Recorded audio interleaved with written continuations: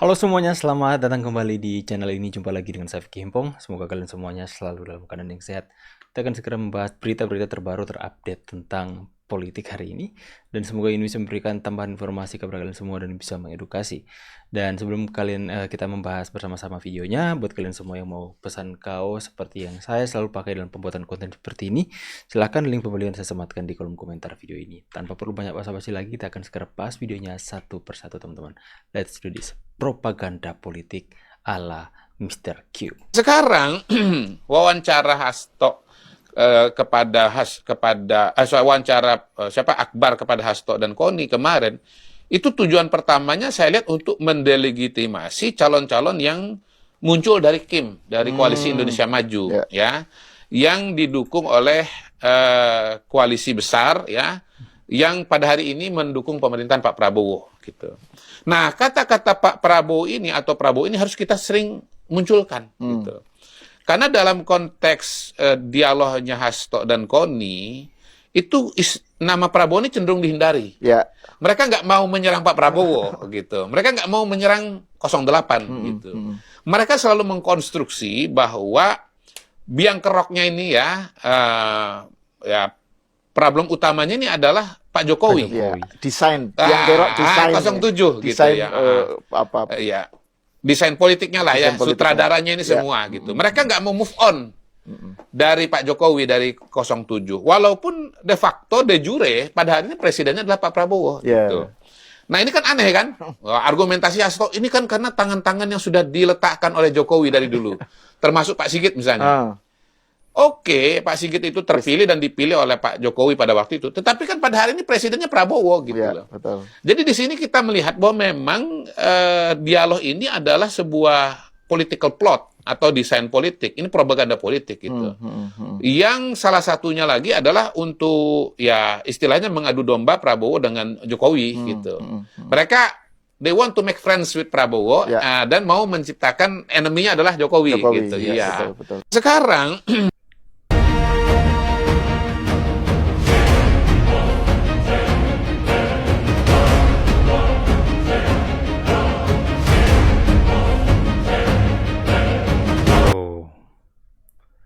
Tahukah kalian kenapa judi online susah diberantas? Banteng lagi.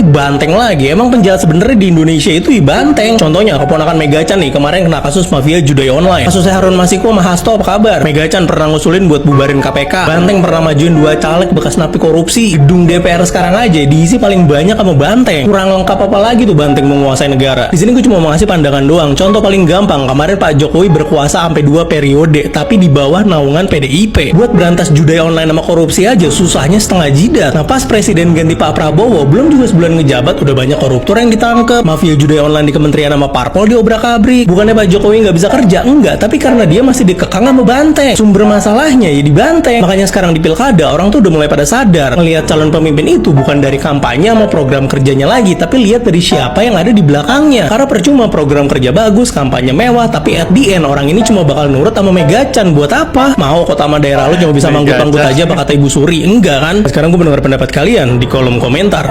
Hari ini polisi menangkap keponakan Megawati terkait judol. Oke, kita bahas berita ini ya. Jadi Bu Megawati itu adalah ketua tersangka judol Alwin Jabari Kemas, keponakan Megawati. PDIP bakal laporkan akun medsos yang kaitkan dengan partai. Oke, jadi kita bahas. Hari ini polisi menangkap keponakan. Nggak jadi. Hei, itu partai demokrasi loh, yang menghargai demokrasi, jadi tenang saja bang. Nah ini teman-teman ya, lagi heboh. Mereka mengaitkan yang ditangkap ini adalah penyebar kebohongan bahwa yang ditangkap adalah keponakan Megawati.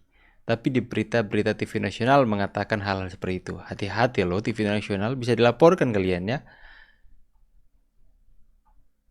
Coba kita lihat komentar netizen dulu.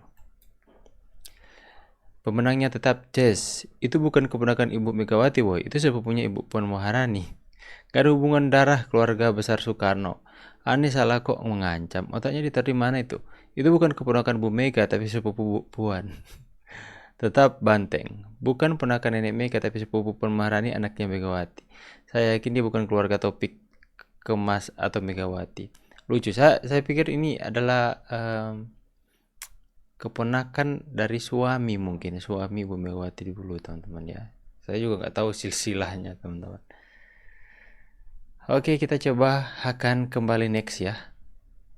Guys, ada berita baru nih. Dan inilah berita barunya. Tara, Mak Jreng. Ini ya, yang kemarin ya.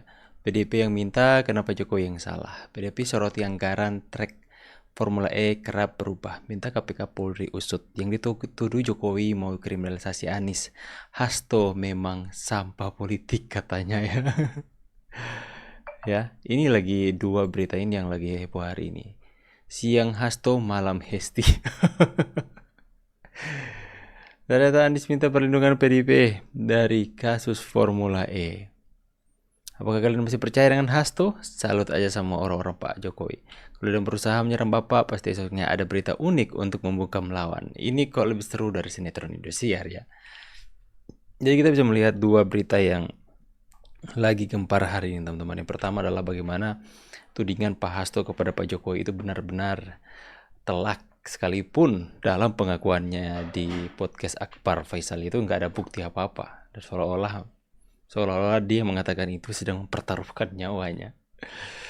Ya, ada beberapa pandangan dari beberapa pengamat politik, teman-teman. Mereka mengatakan bahwa ini adalah propaganda politik. Ada juga yang mengatakan bahwa ini adalah sesuatu yang mereka mau ciptakan framing kepada Pak Jokowi, kepada pemerintah Pak Jokowi. Membuat framing kalaupun Hasto menjadi tersangka, ditangkap, itu mereka akan memaksa masyarakat dengan opini yang mereka ciptakan sendiri agar supaya masyarakat menilai bahwa tersangkanya seorang Hasto karena kasus itu bukan karena murni kasus tapi dilakukan kriminalisasi.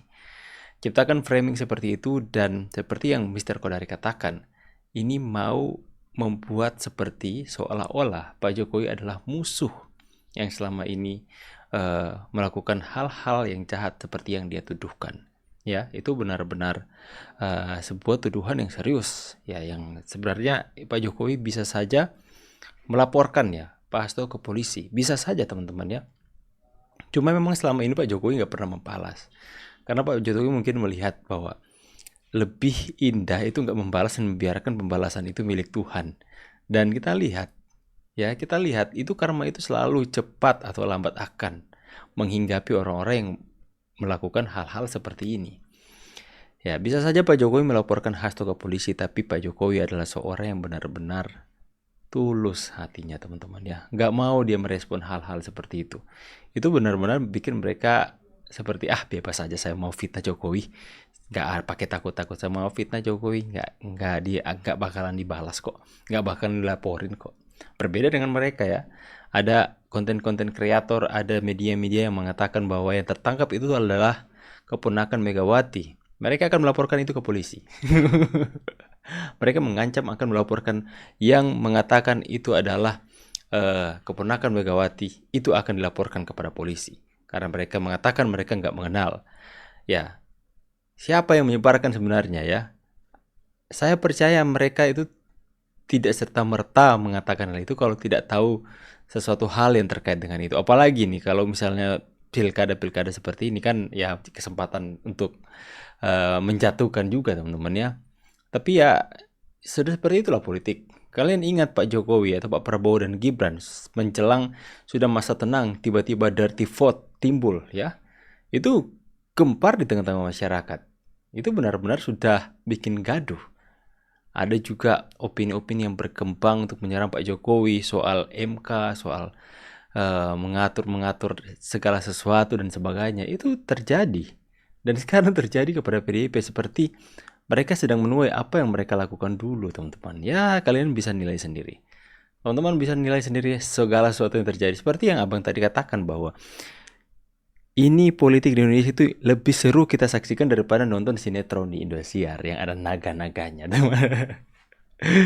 Oke teman-teman semua ya, semoga kalian juga bisa saling berikan tanggapan dan pandangan kalian soal segala sesuatu yang terjadi hari ini. Silahkan tulis di kolom komentar. Saya disclaimer terlebih dulu, saya dari kecil, saya begitu fans dengan Banteng. Saya adalah penggemar dan pemilih setia PDIP sejak kecil karena orang tua saya itu begitu menggemari PDIP. Tapi sekarang sejak saya melek dengan politik, sejak saya mulai mengamati segala sesuatu yang terjadi, saya beralih dukungan teman-teman ya. Saya pikir banyak kalian juga yang sama seperti saya. Oke ya, saya pamit dulu teman-teman. Buat kalian semua yang mau pesan kaos yang saya produksi di channel ini, silahkan lihat toko online saya, linknya saya sematkan di komentar video ini. Saya pamit dulu, see you guys on the next video and God bless you. Bye guys.